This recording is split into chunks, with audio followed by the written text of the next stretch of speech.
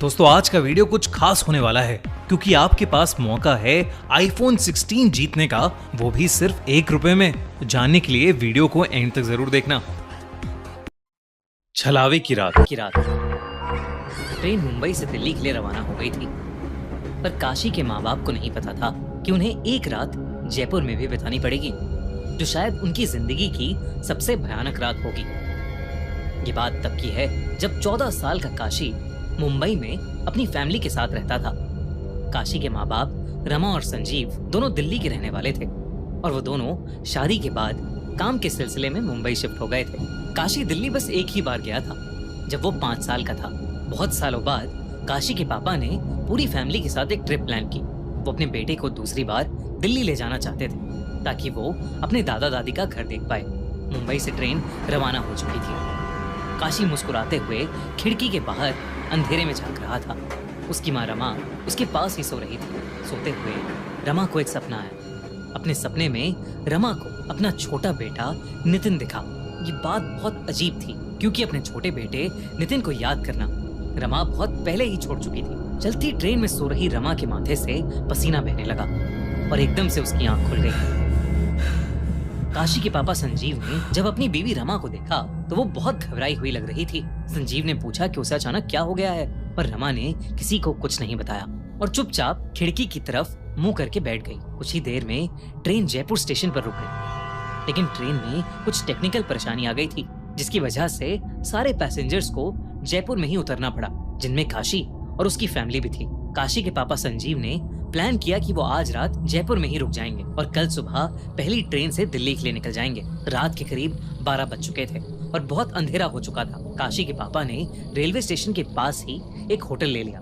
ऊपर चलकर जैसे ही काशी ने रूम के अंदर कदम रखा तो उसके सर में एक बहुत जोर का चुभने वाला दर्द शुरू हो गया। काशी ने सोचा कि ये मामूली सा सरदर्द होगा और इसलिए अपनी माँ को बिना बताए वो बिस्तर पर सोने के लिए लेट गया।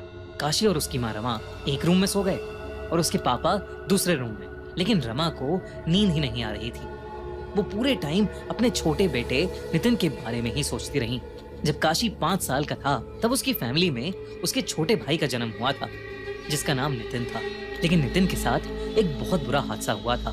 5 साल का काशी और करीबन 1 साल का नितिन अपने माँ बाप संजीव और रमा के साथ ऐसे ही ट्रेन से एक बार जयपुर जा रहे थे। काशी के पापा संजीव ने जयपुर से वापस लौटते हुए छोटे से नितिन को पूरे टाइम अपने हाथ में ही पकड़ रखा था। पर रात में करीब 2:30 बजे 2 मिनट के लिए संजीव की आंख लग गई। ट्रेन के छोटे से झटके से जब संजीव की आंख खुली तो नितिन उनके हाथ में नहीं था। ये देखकर संजीव ने जल्दी से रमा को नींद से उठाया और उसे सब कुछ बताया। फिर दोनों तुरंत नितिन को पूरी ट्रेन में ढूंढने लगे। वो अपनी आंखों पर बिल्कुल भी यकीन नहीं कर पाए जब उन्होंने नितिन को ट्रेन के खुले हुए गेट के पास बैठा हुआ देखा। किसी को कुछ पता नहीं था कि वो वहां कैसे पहुंचा। रमा और संजीव का दिल जोर जोर से धड़कने लगा और वो लोग जैसे ही नितिन की तरफ आगे बढ़े, ट्रेन में एक और झटका लगा और नितिन ट्रेन के बाहर अंधेरे में गिरकर कहीं गायब हो गया। रमा की ये देखकर चीख निकल गई। उन्होंने फौरन चेन खींचकर ट्रेन रोकी और बाहर निकलकर नितिन को ढूंढने लगे, लेकिन वो कहीं नहीं मिला। काशी उस समय बहुत छोटा था और उसके माँ बाप ने नितिन के बारे में उसे कुछ नहीं बताया था। साल बीते और काशी को नितिन के बारे में कुछ भी याद नहीं रहा। यही वजह थी कि काशी को अपने छोटे भाई के बारे में कुछ नहीं पता था। ये सब सोचते सोचते रमा की आंखों में आंसू आने लगे थे। तभी उसे अपने बिस्तर के नीचे कुछ हिलता हुआ महसूस हुआ। वो चुपचाप बिना हिले पता लगाने की कोशिश कर रही थी कि उसकी नजर दीवार पर टंगी घड़ी पर गई। रात के 3:30 बज रहे थे। एकदम से होटल के रूम का टेम्परेचर गिरने लगा और रूम में बहुत तेज ठंड हो गई, जबकि बाहर गर्मी का मौसम था। रमा को जयपुर की गर्मी में तेज ठंड लग रही थी। रमा को कुछ बहुत अजीब लग रहा था। तभी रमा की पीठ के पीछे से एक आवाज आई, माँ पीछे मुड़कर मुझे देखो ना, मैं हूँ आपका नितिन। रमा के कान में कोई बहुत धीरे धीरे उसे पुकार रहा था और पीछे मुड़ने के लिए बोल रहा था। वो आवाज सुनकर रमा की रूह कांप गई और डर के मारे रमा एक ही करवट में लेटी रही। रमा को ऐसा लगा कि जैसे उसका छोटा बेटा नितिन वाकई उसे पुकार रहा है। वो मुड़ने ही वाली थी पर रुक गई। रमा को कहीं से याद आया कि जब कोई आत्मा पुकारती है तो पीछे मुड़कर नहीं देखना चाहिए। कुछ देर तक आवाजें उसे यूं ही पुकारती रहीं, पर कुछ मिनटों बाद वो अपने आप बंद हो गईं। ठंड भी अब धीरे धीरे कम हो गई थी और उनके रूम का टेम्परेचर भी पहले की तरह नॉर्मल हो गया था। जब चीजें ठीक हुई तो काशी की माँ ने बड़ी हिम्मत करके पीछे मुड़कर देखा तो उसे वहां कोई नहीं दिखा। कोई था तो बस काशी।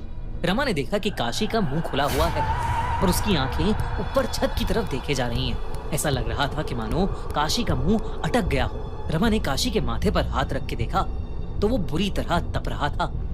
काशी को बहुत तेज बुखार था। रमा ने काशी को दवाई खिलाकर उसके माथे पर गीली पट्टियां रखी, लेकिन उसका बुखार उतर ही नहीं रहा था। फिर रमा ने दूसरे रूम में लेटे संजीव को उठाया और उसे सब बताया। जब रमा और संजीव वापस कमरे में आए तो उन्होंने देखा कि काशी जोरों से कपकपा रहा है। ऐसा लग रहा था कि जैसे उसे दौरे पड़ रहे हों। अचानक से काशी की आंखें सफेद पड़ गईं और वो हवा में ऊपर झूलने लगा। और तभी किसी बहुत ही छोटे बच्चे की हंसने की आवाज पूरे कमरे में गूंजने लगी। कमरे की सारी लाइट्स जल-बुझ करने लगीं। वो लाइट्स भी जिन्हें कभी ऑन किया ही नहीं गया था। रमा और संजीव को कुछ समझ नहीं आ रहा था। संजीव जल्दी से होटल स्टाफ को चीखते हुए मदद के लिए बुलाने लगा। जैसे ही होटल का स्टाफ वहां आया, वैसे ही काशी बेजान होकर बिस्तर पर गिर पड़ा और सारी लाइट्स ने भी जलबुझ करना बंद कर दिया।